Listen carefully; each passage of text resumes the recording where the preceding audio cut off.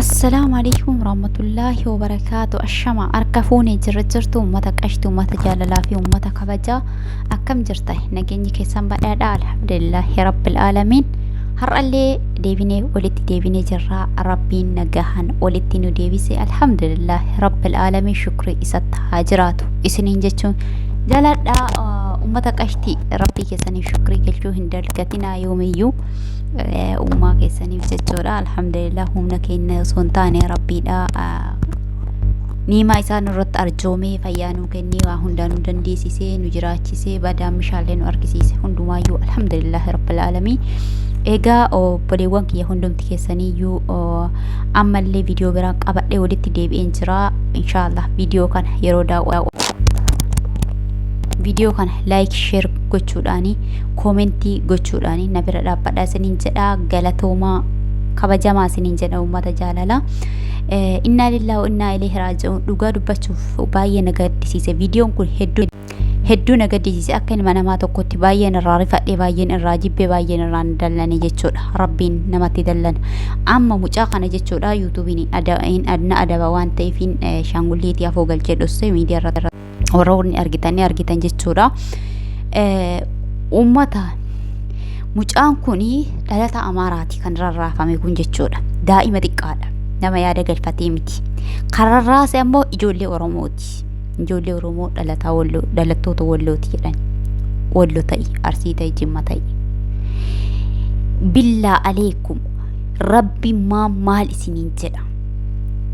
Rabbumarraa maal eeggattan? Daa'ima kan akkana qaxaf gootanii rarraasanii qaama qullaa safuu qabdi. Oromoon mataa isiitirra safuu qabdi. Isaa wannuma fedhanuu haa dalagan malee isaa safuu haa cabsan malee uummata safuu hin beekne ilaaltanii uummanni Oromoo akka Oromootitti safuu mataa isii qabdi. Mucaa kana qaama isaa irraa baasanii qaama saalaa akka dhalatetti rarraasanii hudhanii rarraasanii jiran jechuudha. Ani laafee jira du'uun oolu du'eenatti fakkaata kutee jira jedhaa jiranii dhageeffachuun dadhabee dhugaa rabbi sagalee isaa jechuudha. Wallaahi akkasi hudhanii rarraasanii qullaa isaa akka dhalatetti rarraasanii akkasi mukaan tuman jechuudha. Inna lillahi wa inna ilaihi raaji'uun. Wallaahi uummata kiyya wanna feetasin naan jedha. Ani kanarra isin hin deeggaru. Gootummaa daa'imaa irratti miti. Gootummaa dudduu lafaa dhuftu irratti miti. Dudduu daa'imni kun maal beeka? Daa'imni kun maal beeka? Jabaa keenya galaafatumaa jabaa yoo taate achitti baatee maaliif hin galaafatin?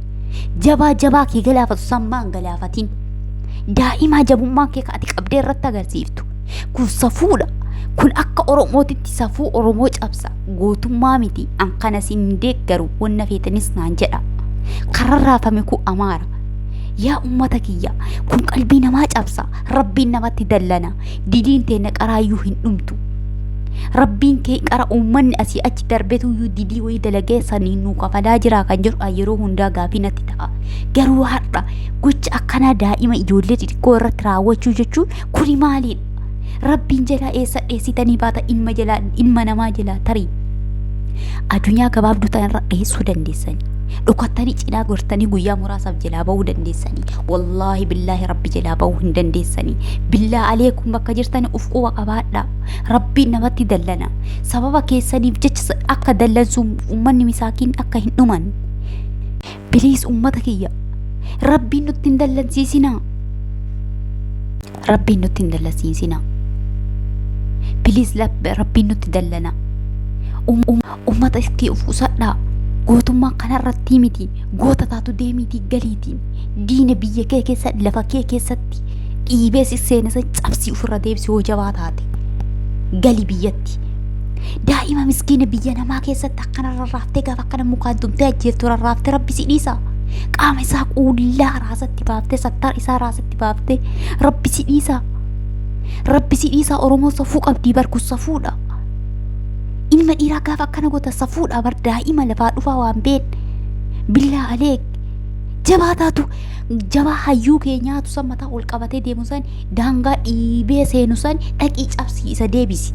Isa dhaqii cabsii isa rarraasi. Rakkoo miti. Akka amantaatti illee diina cabsee mana keessi seenu ofirraa adamsuu dandeessa.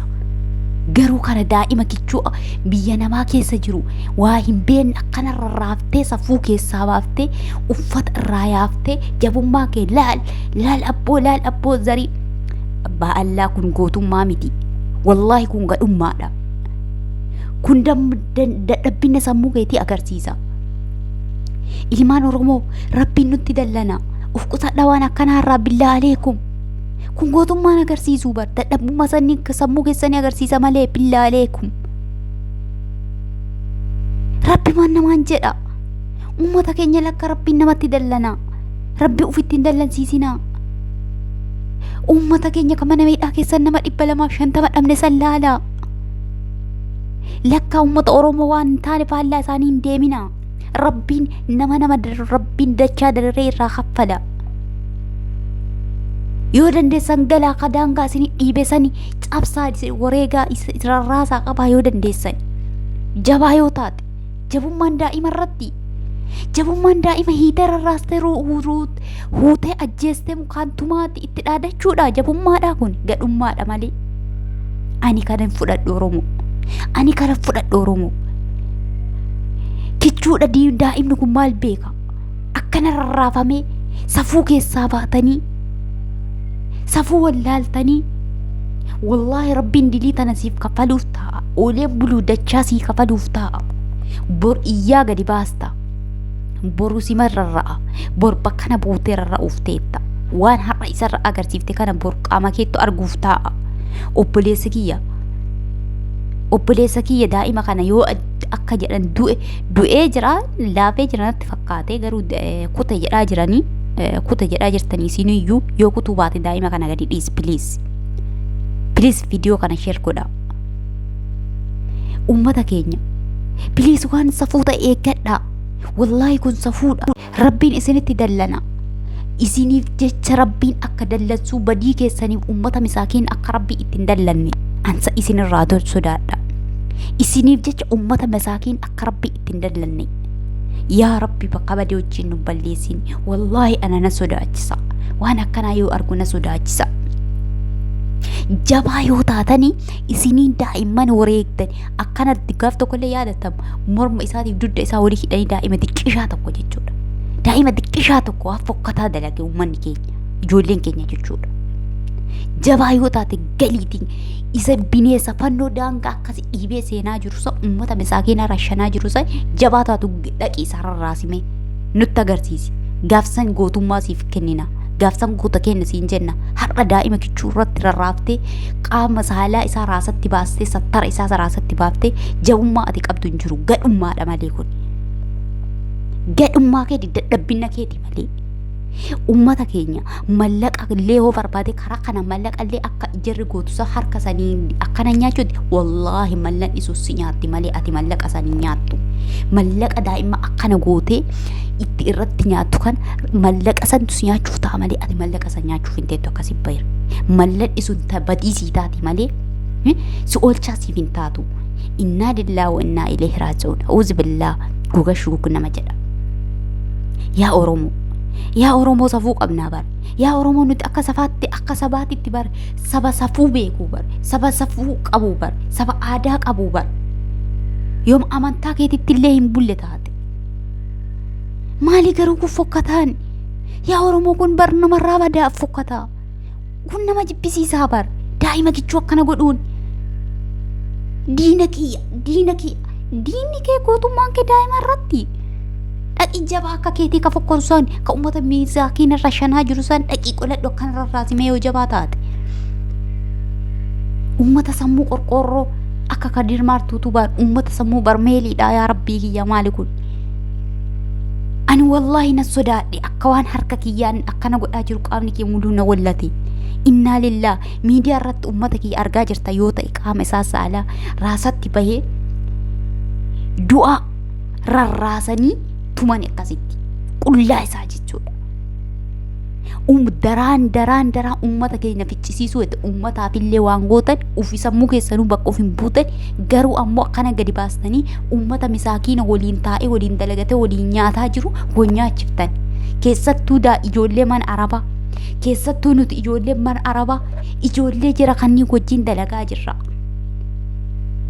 ijoollee masaakiina waan takkaa quba irraa hin qabne nyaachisuu heddan balaan keessa namoonni galaafachuu jira daa ijoollee masaakiina nagahaan kushiinaan shintibeetii madaamii dhittu ol galaafachiisutti jirtan homa takkoonti isin goota hin jiru gootummaadha laal goota laal argine laal ta'u إنا لله حسب عليه ونعمة وكيل والله ربي سيف كفل أفتاء ربين أوليهم بلو سيف كفل أفتاء دتشا خنا جتشو والله دتشا خنا سيف كفل أفتاء سيف كفل أمتي قافسا إنو سيف دبتا حرة دائما كنا قوتي إنو سيف دبتا يوكا ما سمو أكا كيدي تأمالي ilmu Oromoo kamiyyuu kasoo jedhaabatu hin jiru yaa ummata sammuu barmeeliidha hojii kana irra bobbaatan daa'ima kichuuraa irratti gootummaa kee daa'ima irratti jabaa diini jabaa keechiisaa jiru jabaa daangaa bineensa daangaa kee cabsee seenaa jiru san yoo jabaa taate galii bilisoomi ummata masaakiin irraa qoledhu rarraasii nu agarsiis gaafsan gootummaa sii kennina daa'ima kichuuraa miti Oromoo safuu qabdi tasafuun beenatuyyuu wallahi ani miiran keessan seene nama guba kanarratti isin deeggaru wanna feetan naan jedha kanarratti isin deeggaru daa'ima kichuura raasee akkanatti mu'du qullaa isaa sattar isaa raasatti baasee qaama saalaa raasatti baasee rarraasee akkanatti rukuta jechuudha afaan Oromoo dubbata